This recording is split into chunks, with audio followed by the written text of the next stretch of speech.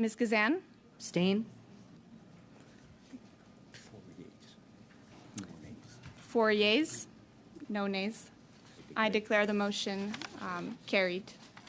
So, Ms. Kramp-Nyman, I declare you duly elected chair of the committee. I invite you to take the chair.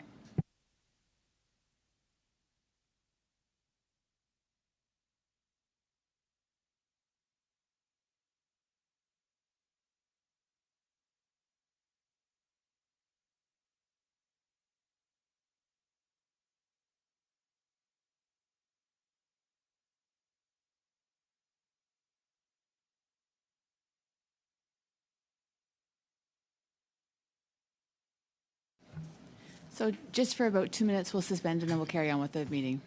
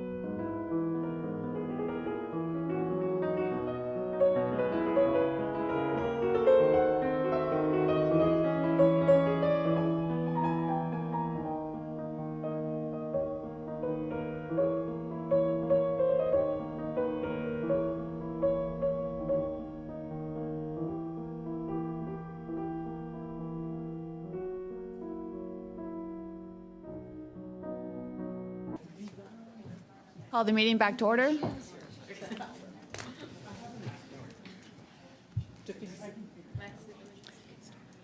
Welcome to meeting number 105 of the House of Commons Standing Committee on the Status of Women.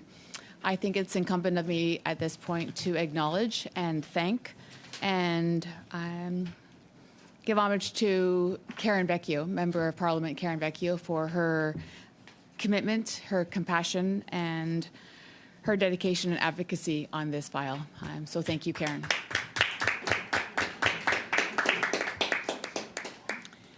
I would like to make a few comments for the benefit of the members and all witnesses. Before speaking, please wait until I recognize your name.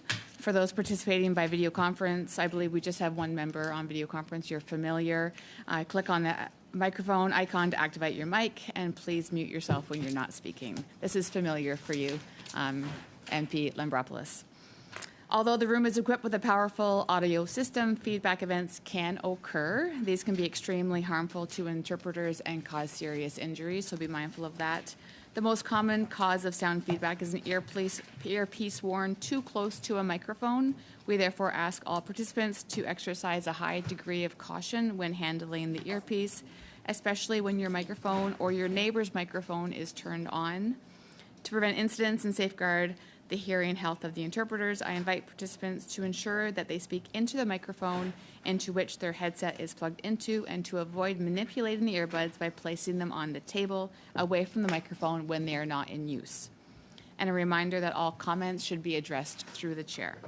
With regards to the speaking list, the committee clerk and I will do the best we can to maintain consolidated order of speaking for all members, whether they are participating virtually or in person. So pursuant to Standing Order 108-2 and the motion adopted by the committee on Monday, November 27th, 2023, the committee will resume its study of the implementation of a red dress alert. At this point, I would like to welcome our witnesses. We have today with us the Honorable Minister Gary Anna Desangri, Minister of Crown Indigenous Relations, and from the Department of Crown Indigenous Relations and Northern Affairs, we have Valerie Gideon, Deputy Minister. We have Krista Apps, Director General of Missing and Murdered Indigenous Women and Girls Secretariat.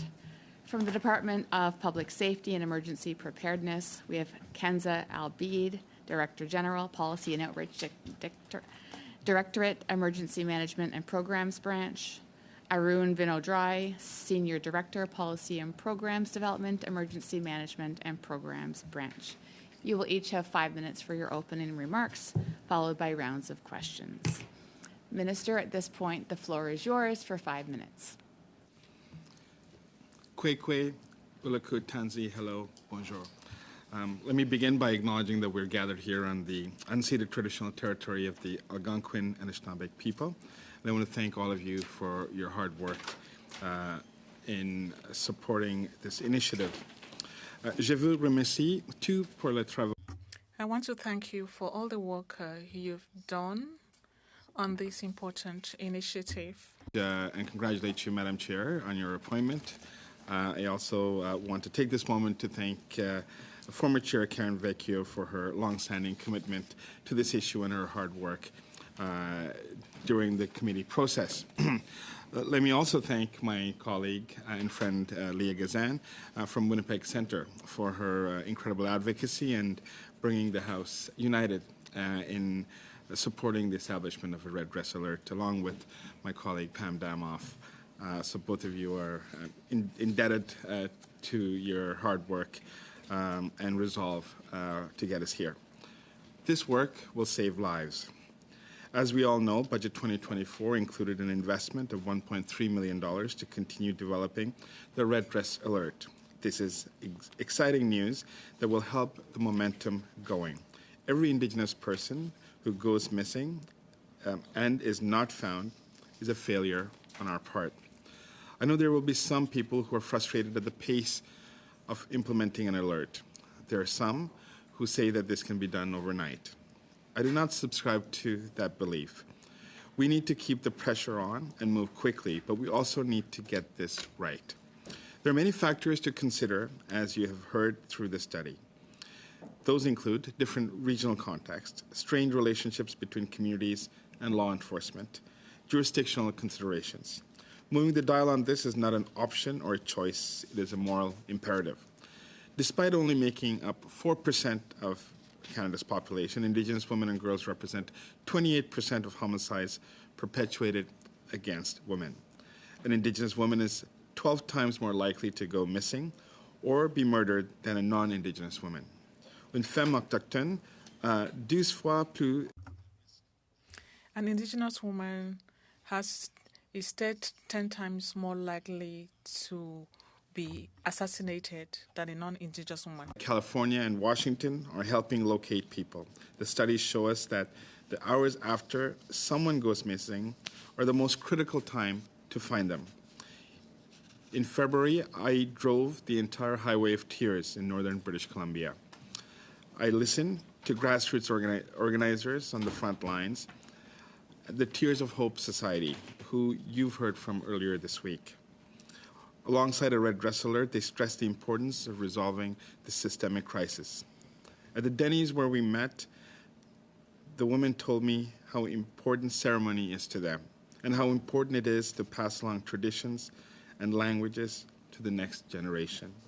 In 2016, our government called a national inquiry into missing and murdered Indigenous women and girls after years of previous government's refusal.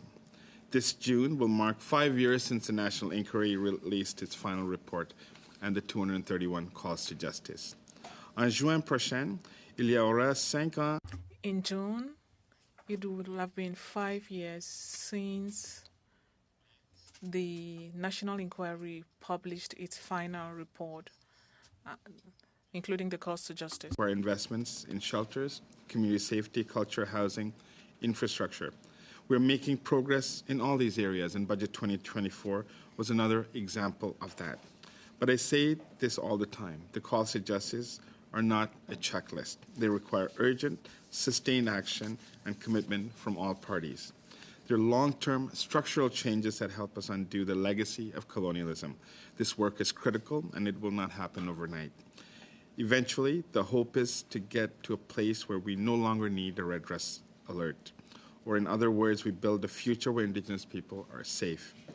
The government will be a partner in that journey. I thank everyone who has contributed to this process in informing the path forward. Your work is invaluable. Miigwech, kuyanamik, merci, merci. Perfect. Thank you, Minister. The first round goes to, pardon me. Thank you, and I'll now give the floor to the Department of Public Safety for 5 minutes.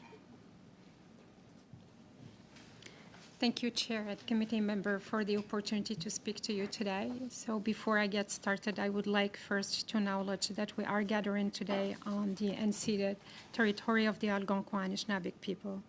So in my role within public safety, I'm responsible for working with other federal departments and agencies, provinces and territories, national indigenous organizations, as well as other stakeholders to advance an integrated policy approach to all aspects of emergency management.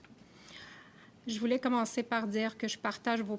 I wanted to begin by saying that I share your deep concerns that Indigenous women, girls, two-spirit, and gender-diverse persons continue to be at greater risk of abduction, homicide, and other forms of violence. I commend the work you are undertaking through this study.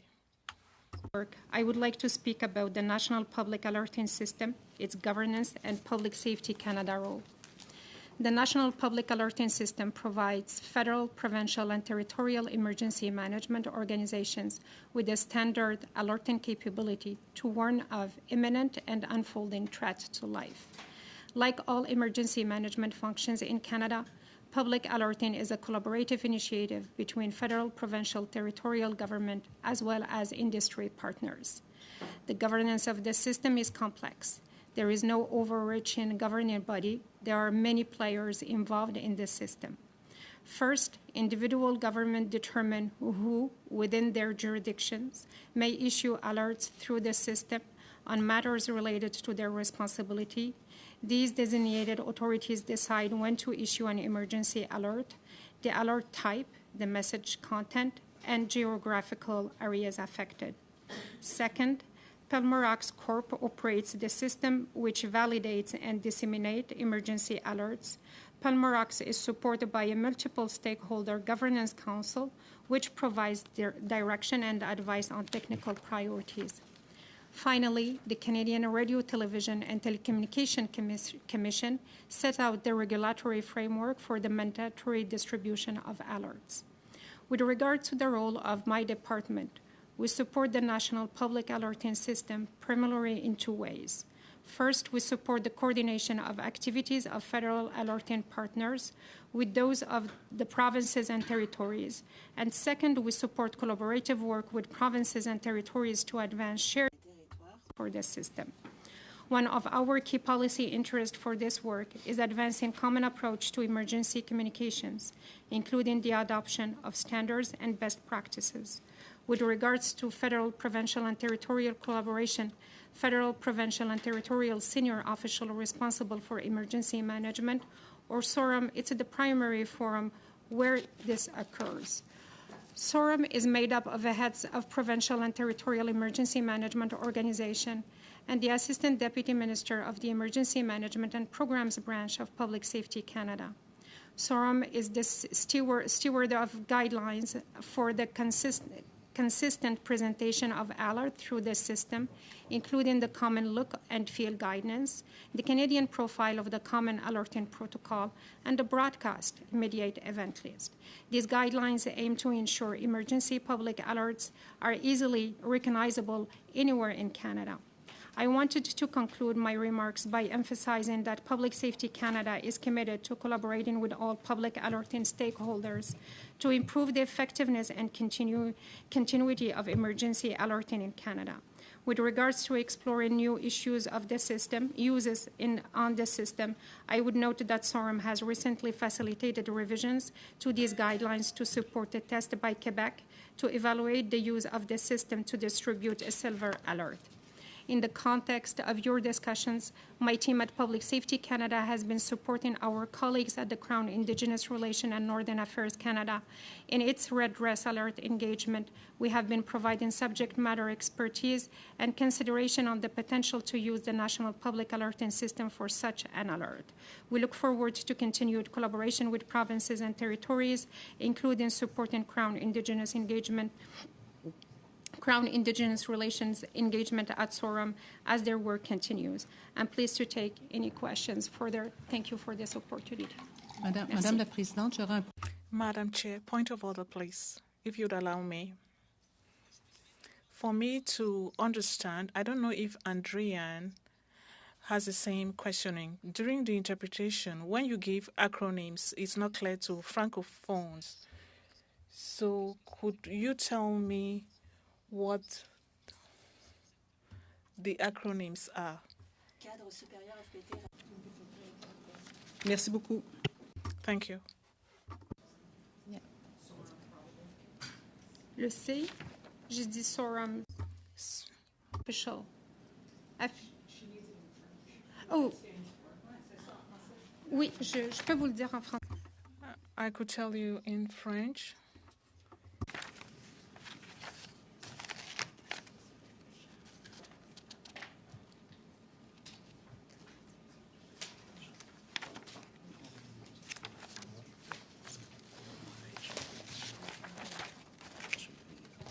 I think it would be helpful even in English. C'est le cadre. I'm sorry. Thank Same you. point, on same point of order. Yeah. It would be helpful even in English if you said what SORM stands for. I know it's an acronym, but what do all those letters stand for? Yes, it's the senior officials. So SORM S, it's for senior official representative. And I'm so sorry because I thought I said it like at the beginning. In English and in French, that would be helpful. Yes, for sure. Thank you. Oui, je l'ai. Oui. Non, je l'ai en français. On vient de me le transmettre. Merci beaucoup. Thank you very much. I'm very sorry. Quelque chose. It's something that we need to do. I'm very sorry about that. The first 6 minutes goes to MP Ferrari. Thank you, Madam Chair, and thank you to our witnesses. And the only reason I knew exactly what my colleague was talking about was because I asked this question before we even started of what SORM stood for to my colleague's point. So no worries at all. We live in an acronym world here in Ottawa. I have a question, if I may. Is it Embroidered? Embroidered? If you were told today to implement Red Dress Alert, if it was given the go-ahead to SORM, it sounds like the infrastructure is already in place, the weather alert system, Amber Alert system. If this was added on, how long would it take to implement? Thank you for the question. Unfortunately, I will not be able to give you a timeline how long it will take to implement this, because it will need a lot of engagement with the PTs, with the provincial and territorial organizations. I'll be more clear. I don't mean from a relationship perspective. I mean strictly from an infrastructure technology, that the technology, is it already in place, that if it was to get a go-ahead, that you would get, that it is ready to go? I would not describe it as it's ready to go. It depends which type, what are the details and the technical element that needs to be implemented, because the infrastructure that we have in place right now, it's not like a general infrastructure that could be used by any type of alert. And please add on, Arjun, if you have any details on that. Just to add to the point as well, too, through the engagement, I know, the exact requirements would need to be determined, and then that would determine the timelines, the technological requirements, et cetera. Okay, thank you. I think what I'm getting at is we had a witness here who suggested the weather alert system would work really well for this, in particular because it's regionalized. And so, you know, okay, I live in Peterborough, Kawartha. There's a tornado warning in Peterborough, Kawartha. That alert system goes strictly to Peterborough, Kawartha. There's a missing Indigenous woman in, you know, Northern Ontario in whichever, you know, area. Is it ready infrastructure-wise that's already there, is what I'm saying, that there wouldn't, if it's already in place, is what I'm trying to get an answer out of that. There is an infrastructure in place for the weather alert. I'm afraid to say the same infrastructure will be just used for the red dress alert. I will not be in that position to say the same infrastructure will be used for this kind or type of alert. Unfortunately, we can take that back and dig into it and provide a written response, but I cannot respond to the critical timeline or confirm that there is an infrastructure in place of that. Minister, to you, would you know that answer of how that infrastructure piece is? Because I think, listen, we are all on board with this alert system. What we're trying to do here is nail out the details of ensuring that it gets out. It sounds like the infrastructure is already in place. Thank you for that question, and let me just say that there are a number of different pieces and available technology that can be relatively easily adaptable to a red dress alert system. I think the issue that we are addressing, and I'm going to maybe ask Krista to elaborate, is what we're going to do in terms of, you know, who's in charge of the alert system, so there's a lot of issues around co-development that we need to work on. 100% understand that piece, and we've heard that through testimony and being mindful of my time. Thank you. I think what I was just trying to say is, you know, when we got the COVID alerts, the alert system is already in place, which is very, very good. I think what is frustrating for folks, it's like, you know, it's there. We don't need sort of dollars invested in this. We have that. I understand the relationship piece, who's sort of overseeing that. That has a lot of what we've heard from. So I appreciate that in terms of ensuring the right people, in particular Indigenous leaders, are at the helm of this. I respect that. Minister, you talked about driving along the Highway of Tears, and I'm curious, did you try your cell phone when you were driving along that highway, and did you have any dead zones? I did drive. There's three of us. We drove. Cell phone service has improved drastically. So I would say when I went, it was much better. There were some dead zones. I would say between Terrence and when I visited the Nishka, for example, there are some dead zones and in other places as well. But I think there are new cell towers being built there. So I think, Minister, you can appreciate that dead zone is literally a dead zone when somebody doesn't have access. And so I think that's one of the big key issues that I think we would like to raise. You have shown, you know, this is important to you, but how are you going to work with your ministers to ensure, when you have an Auditor General report found that rural and remote communities are currently sitting at 60% high-speed internet access, the same AG report says government efforts are falling short. While 91% of Canadian households had access, just 59.5% of those in rural and remote areas enjoyed the same access, and that number drops to 42.9% for households on First Nations reserves. If you could wrap up in 30 seconds. So if I think what we're looking for here is to ensure that is going to be addressed, that has to be addressed in ensuring that this red dress alert saves lives. Completely agree. The next 6 minutes, MP Sidhu. Thank you, Chair. Thank you, colleague. Before I begin to my question to the Minister, I would like to make an important comment about the election of the Chair of this committee.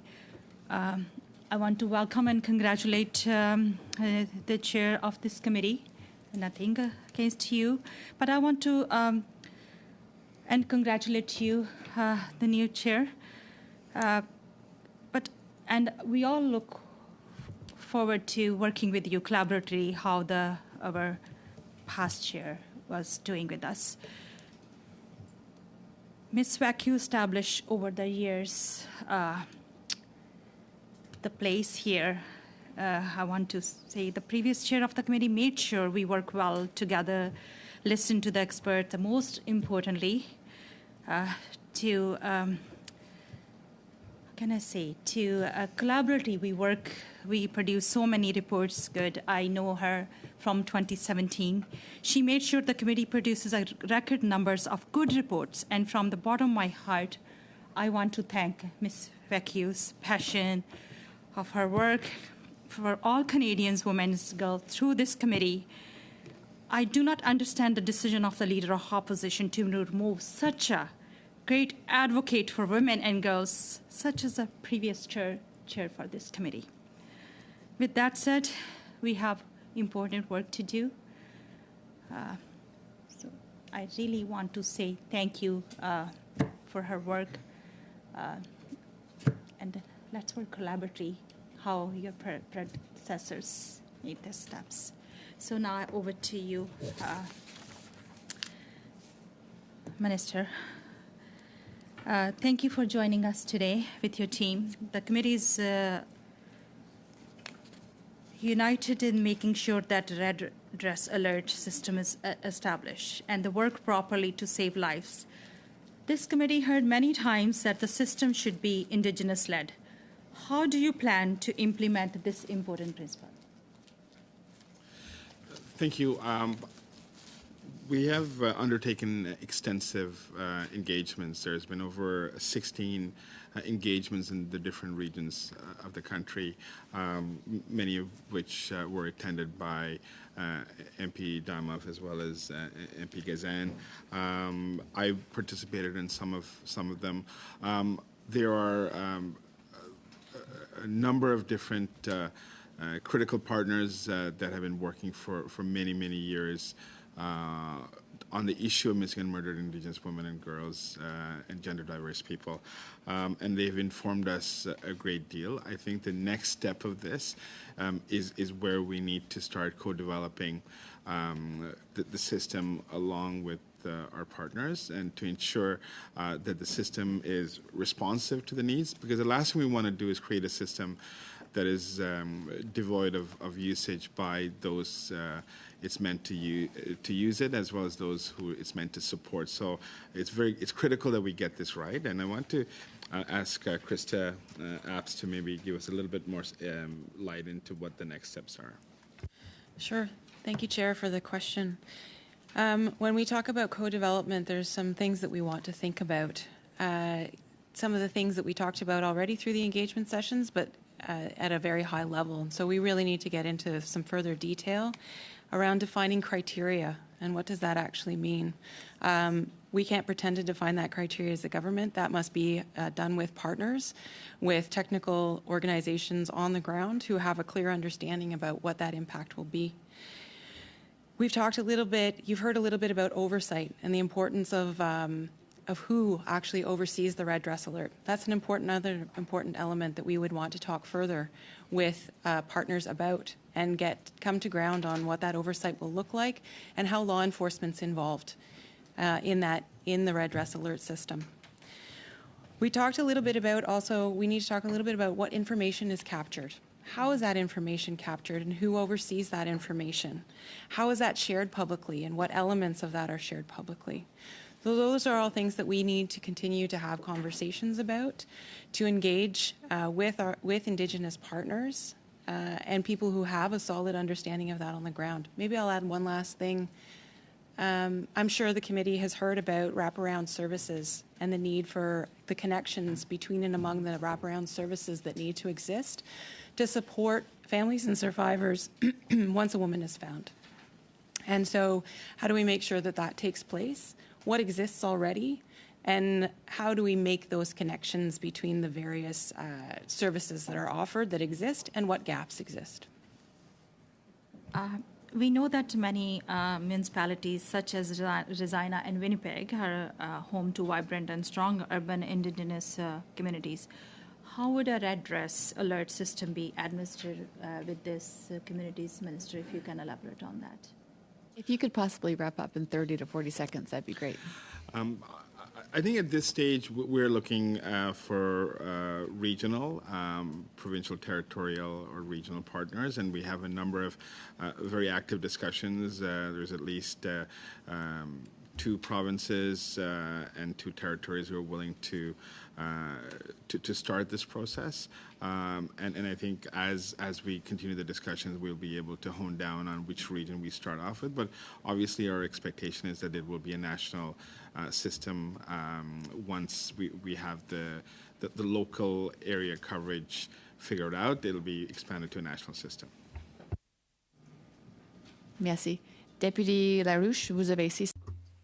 Madame Larouche, you have 6 minutes. Thank you, Madam Chair. This is a study we need to complete, absolutely. It's an alert that we must implement. So I hope that we may arrive at a productive report submitted by this committee to move forward and to complete our work. Thank you very much for being here. Thank you to the public servants. Thank you to the minister. I would like to ask you a question. On page 340 of the budget that was tabled on Tuesday this week, the federal government has allocated $1.3 million over 3 years for the first phase of the red alert. It's good, Mr. Minister, but how are we going to make sure that deployment and organization of that alert takes place as adequately as possible? Merci, Deputy. Thank you, MP Larouche, for your question. As you rightly point out, there is $1.3 million that's allocated. I believe it's over 2 years. 3 years, sorry. It's over 3 years. And to start the work. So we have, as I indicated earlier, we have started discussions with some of our provincial territorial colleagues. And the next step of this, we have been working, I would say, the last year or so in the consultation phase, and we have what we heard report, and we are ready to move to the next phase of this, which is co-development and continuous engagement. As we hone down on a region or a territory or two, or a province where we can start implementing this, we will be able to continue monitoring and seeing how it works. I think the first step of this is to look at a microcosm of the country and look at the several regions, whether it is Regina or Vancouver or part of Vancouver or northern British Columbia. I think that's the phase we're in, and I believe that this funding will allow us to do that. From a technical perspective, I don't know if Krista or Valerie, if you want to add to this. Minister, the only thing, Chair, the only thing I would add is that we do need the time to get this right, understanding that there's an urgency to do so. From a technical perspective, the reason why we want to do this on a regional basis first and then broader is to make sure that we can get the local considerations right. We've heard different things across the country. Oui, j'entends ce que vous dites. I understand what you're saying. You're saying that progress is being made and then you're at the co-development stage now. But what concerns me, and that is something we see very often, particularly with Indigenous affairs, the government puts money in the budget, makes a big announcement about the funding, but very often, and I have my colleague working in Indigenous affairs who reminds us of this all the time, and I'm sure my colleague will say the same thing. Very often, the money is in the budget. We can see it in the books, but it doesn't get down to the ground. Very often, the money remains in the state coffers, and it's not used to implement the actions that are necessary. And in this case, we're talking about women who are dying, Mr. Minister, women and girls that are murdered and assassinated. How do you make sure? Because we're talking about 3 years, but 3 years goes beyond the next elections, Mr. Minister. So we could say that this is an electoral promise. So how do you make sure that this is not simply an electoral promise and that the budgeted money is used concretely on the field to ensure implementation of this alert, which has been requested for by the indigenous communities in memory of the murdered and missing women, to make sure that they did not die in vain. Briefly answer this and ask Deputy Minister to continue. What's unique about this situation is that a lot of work has already been done. So we're not actually starting after the budget decision. We've done extensive amount of work over the last several months, and I would say almost a year, in terms of the engagement, whether it's on a formal sense. There are 16 engagement sessions that took place in different regions. There's been distinctions-based conversations. I have personally, every region I visit, I usually meet with groups that are working on MMIWG 2S+, and I continue to do that engagement. So we have come far. There's still some technical issues to iron out, but also the co-development piece, because until now, we were not sure what the next phase would be, and the budget decision really does allow it to move us forward. Avant que vous répondiez, Madame la Before you respond, Madam, you said you wanted to take into account local aspects. Will you also make sure that community concerns will be taken into account and that it will be led by the community organizations? Let me reassure you, the funding we have received goes to contributions to partners. There's nothing that is going to internal operations for the government. I also like to say that we did a lot of research on the local models that already exist and that have many lessons to offer us. So when the communities are involved as stakeholders, then we can be trusted. You have 6 minutes as well. Thank you, Chair, and I'd like to welcome you to our committee. As you can see, the solidarity around this table is pretty fierce, and I want to let you know that my abstention was no way in a reflection of you. That's important, and I want you to feel welcome here. But our solidarity is pretty fierce. Okay. And so I also wanted to thank you, Minister. I know that you've prioritized MMIWG. That doesn't mean that you're not on the hot seat today. And, Pam, for starting the discussions with me across the way. And quite frankly, all members of this committee who have been tremendous in your support, not just on this study, but other studies to really support justice for Indigenous women, girls, and 2S LGBTQIA+ around the country. It's very touching, and it shows that we can work across party lines to advance human rights in this country. So I want to thank the committee as well for that. The budget. I saw the budget, and I have to say, Minister, I was quite taken back, and I'm going to share quickly why, and I'd like a response. $1.3 million over 3 years, knowing that we are in the process of an election cycle, knowing this is timely. I was happy to see there was $20 million put in place to search the landfill. I feel relieved for the families, but again, that's an action that has to happen, like the red dress, after women's lives have been taken.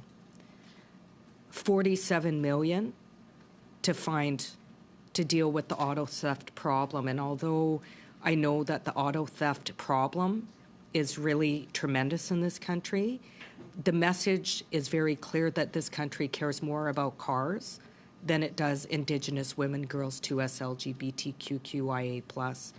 I'm wondering why there wasn't greater dollars put in, specifically in the areas of prevention, to deal with this, what has been acknowledged, in fact, by your government and your leader as an ongoing genocide. Thank you, and I think I can call you Leah, if that's okay. Yeah. Look, I thank you for the question, and I know, we've had some conversations about this leading up to the budget, and your concerns are noted, and I acknowledge them. I think the report of MMIWG calls for justice, the 231, are quite large, quite vast.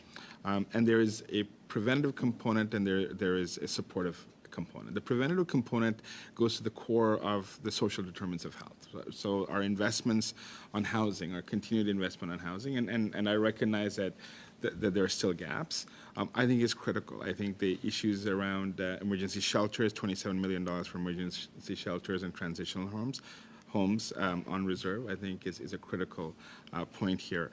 Over $1 billion for health care, including mental health and non-insured benefits like medical travel and so on the opioid crisis. Yes, okay, I'll let you finish. So if I can frame it, like this is a much broader issue. You can't just look at the two items and say this is it. This is a much broader level of investments. In fact, in total, it totals over $9 billion because it goes to the core of many of the relationships. Sure, but just in all fairness, Minister, that's over a number of years. And I have to say, the AFN came out yesterday commenting on the lack of investment in housing. We know there's a direct relationship between women going missing and housing. I've put forward a private member's bill that's coming up for second reading to put in place a guaranteed livable basic income. We know that women's organizations that have come in front of committee have indicated that that is a guaranteed livable basic income is a most critical initiative to really tackle gender-based violence. Call to action, as you know, 4.5 of the National Inquiry into Missing and Murdered Indigenous Women and Girls calls for exactly that. Your government has committed to implementing all the calls to action that it has control over. I'm wondering if you're going to live up to your promise and support my bill for a guaranteed livable basic income.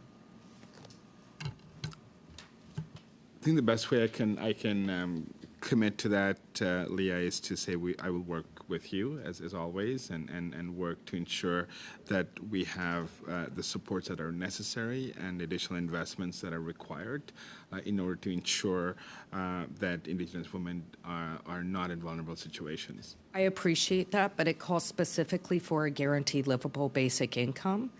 It doesn't call for other investments. It calls for amending our current social safety net to save lives, to give women options so that they don't have to stay in violent or put themselves in precarious situations that are violent. So, my bill is coming up. I'm hoping that we at least get it to study. And I'm hoping we can all work together to keep our promise and hold up those calls for justice, which include 4.5. Cut off. I don't look at Karen. I never looked at Karen because she would let me go on. I'll do the same with you. Okay, thank you. Perfect. If you just want to wrap up with, you're good there. Okay, so in the nature of time, for those that don't peek up at me, we do have to make some changes. So to have everyone have a voice in the second round, Dominique, instead of 5 minutes, you and Ms. Hepner will both have 4. And then we'll have 1.5, 1.5. Okay? Dominique? Can you repeat that, please? Certainly. Yeah, for the second round, instead of 5 minutes for both yourself and Dominique, instead of 5, you'll have 4 minutes. Okay. Thank you, I misheard you. No. Okay. Dominique, vous avez 4 minutes. Merci, Shelby. Thank you, Shelby, and welcome to the committee. Greetings to Karen. We are good friends of Karen on the side. Mr. Minister, I'm disappointed, very disappointed. Here you have women. We have Mr. Seri, who is normally here with us to work on this study. We all agree. It's unanimous. We all agree that the red alert should be established. We are hearing 1-point-something million announced in the budget, but that's a low amount. I didn't quite understand the answer that was provided by Ms. Gideon a while ago, who said, well, that much money had not been invested, what came from partners. I didn't quite understand. You could clarify that. But I'm very disappointed.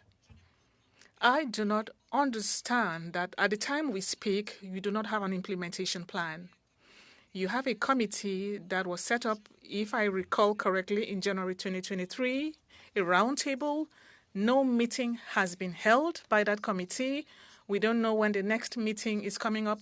I hope you can explain that. And the question I have as we speak right now is, are you running into difficulties? Are you meeting with resistance in the provinces and territories? With organizations? Are there organizations that are not agreeing with you? Because sincerely, with all that we know that exists, the Amber Alert, the Gray Alert, the experiences that we've heard in this committee, throughout Canada, there are also experiences elsewhere in Canada. What are you waiting for to move forward and to implement this plan? It's not complicated. People have mobile phones. There's TV, there are programs, there's the CRTC. It takes political will. Do you have it, Mr. Minister? Do you have this political will? We are very disappointed. Merci, Madame Vienne-Pro. Thank you for the question and for your comments. The passion here. This is frustrating in the sense of how long it's taking to move forward. But I can assure you, since last year, since 2023, we've had 2 roundtables. In fact, we had a second roundtable this February. We brought together all the provinces, and we in fact had best practices that were shared by province of Alberta, British Columbia, and Territory of Yukon. We had a number of ministers who attended, including Deputy Minister from Quebec. And I believe that there is a general consensus on the need for a red dress alert system. That is also what we heard in the engagements we had, 16 of them across Canada in a formal way, and I would say a dozen or so informally by myself. So we have been working diligently on this. We will continue to do that. The challenge is, I don't believe there's a consensus in terms of some of the. Quelles sont ces difficultés-là? What are these difficulties? What are the difficulties you are running into? What are the obstacles that you're encountering? What is not working? One concrete example, right? So one of the challenges we have is much of our public alerting systems are rooted with law enforcement, are rooted with law enforcement as the lead provider of those alerts, and as a result, the challenge that I'm facing and somewhat of a resistance I'm facing from many grassroots Indigenous women's organizations and women who've been working in this for many, many years is an endemic distrust of police, and it is historical, and in many ways it is linked to the legacy of colonialism. So as we try to find the appropriate balance, and as we try to find the bridge, I think, that is required to build that trust and to be able to maybe not just rely on police and to have alternate systems, it will take time, Madam Vienne. It's not something that we can necessarily just Thank you, Minister. bypass. Thank you. MP Hebner? Thank you. I would also like to take a minute to explain why I could not support the election of the current chair. It is not personal at all, and I hope you don't take it this way, but I think I and some of my colleagues were really devastated at what happened to Karen Vecchio. It feels, and I don't know why, she was thrown off this committee. It feels like she was thrown under the bus. It feels like direction from the Conservative leader to keep committees from working collaboratively, because that is exactly what we have been doing at this committee. Let's keep it to red dress. You're completely making assumptions about the Conservative Party. If you want to congratulate Karen, go ahead and do it, but don't go after our Conservative Party on this. Let's keep it to Karen and the respect she has and the respect we have for the new chair. Thank you. That's not a point of order, and I hope that you can give me my time back on that, Chair. The point is, Karen Vecchio knew these issues. She's worked so hard for so many years, worked with her whole heart, and we have been able to accomplish great things at this committee. I really hope we can continue being collaborative and accomplishing things like this red dress study, because it's important. With that, Minister and officials, thank you for being here with us today. We're all a little out of sorts. Sorry, as point you of can order understand. here, Chair. The language that Ms. Ferrari just used is completely inappropriate in committee. I don't know if you heard her, but I would appreciate it if she would retract what she just said. MP Ferrari, would you like to speak? Did anyone hear what I said? Is that on the record? Well, I certainly heard it across the room. Michelle? Do you want me to repeat it for you? MP Ferrari, would you like to retract what you said? I would like to move forward with this red dress alert, and if I've offended Ms. Damoff, I retract that. Thank you. MP Hepner? Thank you. So what we've been hearing at this committee, we know that Pelmorex, the Weather Network, has a system in place that could be adapted to use a red dress alert. The problem is that we want this red dress system to be Indigenous-led. And the key point of that is the threshold as to when the alert is issued and who makes that decision and who looks into whether or not an alert should be sent out if it's someone who truly is at risk or who maybe just doesn't want to be found. And so collaboratively in some of the different discussions, it's kind of evolved into a regional approach in that there might be regional bodies of Indigenous women who oversee the process. So rather than working with police services to decide the threshold and take next steps, it goes to a body of Indigenous leaders to make those decisions. Can you, I'm not sure if it's better for the officials or for the minister to answer that, but maybe you can weigh in on whether you can envision that sort of system working. So one of the examples that we've seen is an emergency alert system that the Mi'kmaq nations in the Union of Nova Scotia, so in Cape Breton, have put in place. And so they use that alert system for missing persons. They use it for weather, for emergency situations, and they have a technology company that they've worked with in order to be able to design that. Now, that's at a level of an island with several communities, but you could take a model like that and you could replicate it at a provincial level. So I think that it's important to, we're not presuming that no one will want to work with law enforcement, but we wouldn't want a system at the national level that we would impose. That would make that assumption that everyone would have trust and collaboration with law enforcement. That's a partnership that needs to be built. We know that law enforcement has to be involved at some points, and I think many of our witnesses have said that. But it's at the point of threshold. Who's deciding? Who's making these decisions? I think that is key. Can you comment on that? Yeah, maybe I'll use another, Chair, maybe I'll use another example. In Washington State, an important element of the way that they work is an Indigenous liaison person who can work with the families of the person who's gone missing to play that important role of trust with the local law enforcement. And so there's a number of different ways to do that. And part of what we need to do now is land on that best way with partners in terms of what their needs are and what would result in trust in the system. You only have about 30 seconds left, so if you can Okay. wrap it up. So in your view, you're the experts, you're the officials. What would be the best way to roll out this system quickly and effectively and ensuring that there's Indigenous leadership? How do you see the best way of moving forward? I could just say that I think what the minister has signaled is we do have some interested provinces that also see the benefit in their jurisdiction of doing that. And so our advice is to really proceed with initially a regional approach to work out what are the possibilities and then bring that back to a national table with partners to reflect on how that has gone and then to be able to move forward in a larger way. We have experience where we have done this, for example, with the Hope for Wellness line is an example of something that has existed for some time, and it has received some very positive feedback over time from First Nations and other Indigenous peoples, and it has been a model that was looked at in the context of a partnership advisory committee many years ago. We've built upon that now. It's actually the supports for MMIWG, Thank you, Ms. 2S Gideon. Plus survivors and families, and it has expanded its scope and mandate. Thank So, you. Thank you, Ms. Gideon. MP Larouche, you have 1.5 minutes. C'est rapide, mais... That's fast, but thank you very much, Madam Chair. Once again, welcome.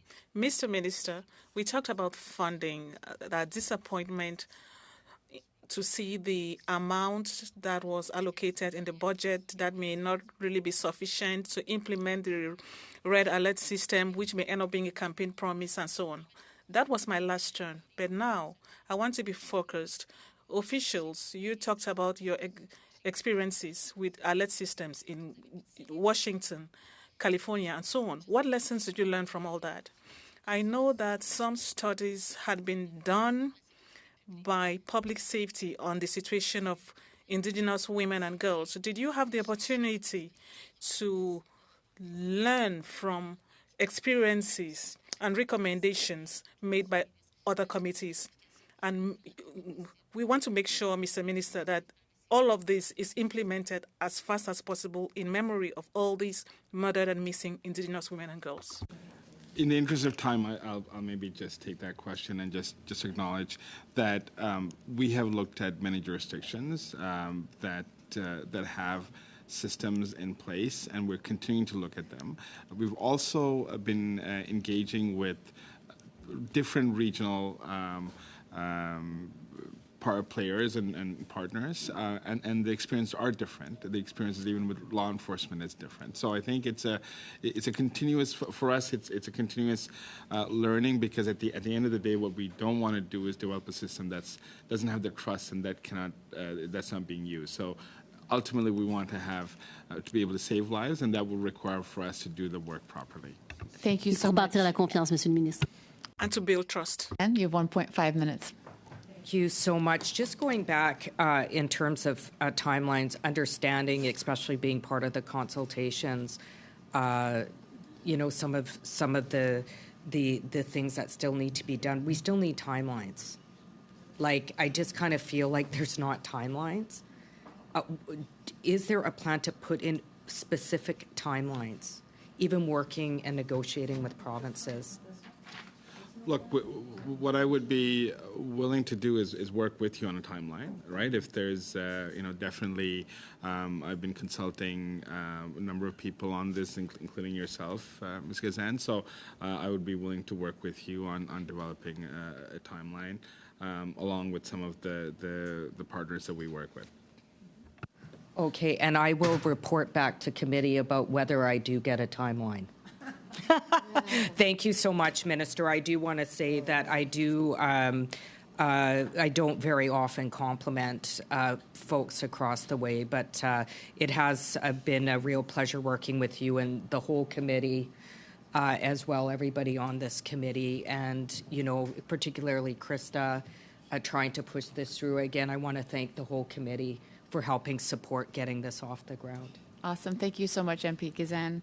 That concludes our first panel. On behalf of the committee, I'd like to also thank the Minister for his appearance. And as a reminder, the officials will be staying on for the second panel. So I'm going to suspend just for about 2 minutes while we do the transition. Thank you.